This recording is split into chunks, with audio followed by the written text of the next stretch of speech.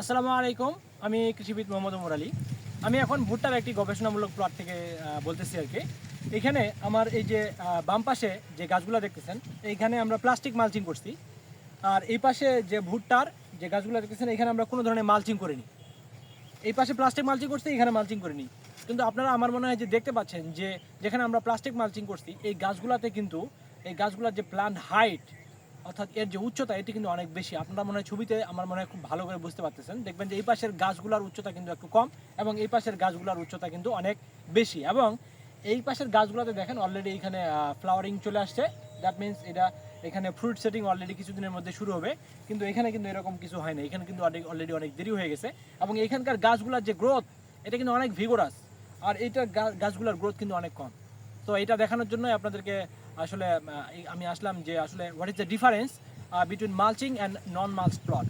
এখানে আমরা মেজের ক্ষেত্রে দেখানোর চেষ্টা করলাম আমি। তো আপনাদের সবাইকে অসংখ্য ধন্যবাদ। আসসালামু আলাইকুম।